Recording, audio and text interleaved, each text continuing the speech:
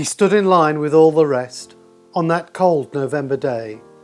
No medals were upon his chest, not a hero, some might say. But he had served nearly 20 years, and today the feelings were still raw, for he'd lost mates in Germany during the Cold War.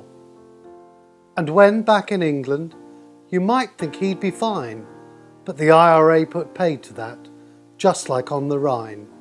He had faced these unknown horrors each and every day, but he was not a hero. Well, that's what some might say. Now I know very different when I look upon that man, for he has served his country, and he never turned and ran. He always did his duty, he always gave his best. How sad it is to see no medals on his chest. Hi, today I'd like to talk to you a little bit about myself, but more importantly to talk to you about the National Defence Medal. I'm Paul Tovey and I'm a retired squadron leader from the RAF. I served in the RAF for over 20 years and served in this country and also in Germany.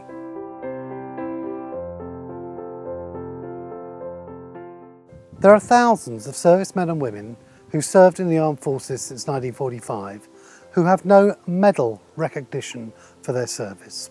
I'm part of a campaign that seeks to have a National Defence Medal issued to all service personnel who served in the British Armed Forces since 1945. Like me, they're entitled to their Veterans Badge.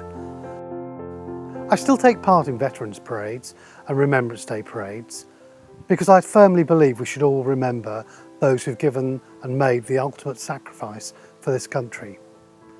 But I'm after every veteran who's served going on parade with at least one medal.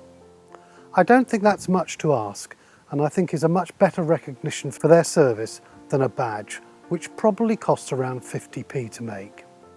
We envisage a National Defence Medal to be awarded to all those who've undertaken national service and to all those who have served at least 2 or 3 years in the armed forces.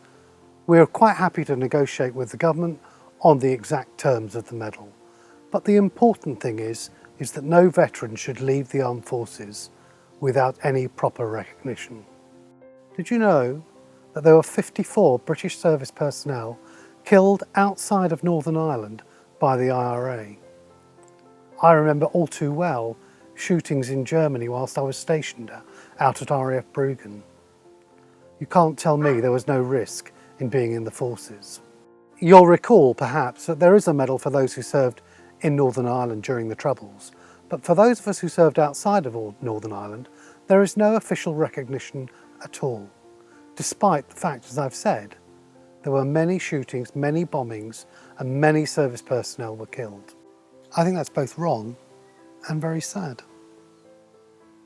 Whoever joins the forces, they join with the expectation of keeping the peace, but there is always the very real risk of going to war. So every serviceman and women who joins up know that at any time they could be deployed to a war zone or be considered a legitimate target by any terrorist organisation out there.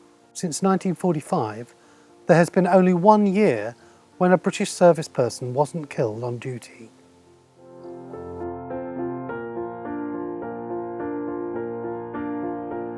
To find out more about the National Defence Medal campaign, you can follow us on Twitter, you can go on our website, or even follow us on Facebook. Thanks for listening. Hopefully you'll go on Twitter, you'll go on Facebook, you'll go on the website, and perhaps you'll lend your support for us and so that we can ensure that all service personnel are properly recognised by the award of the National Defence Medal.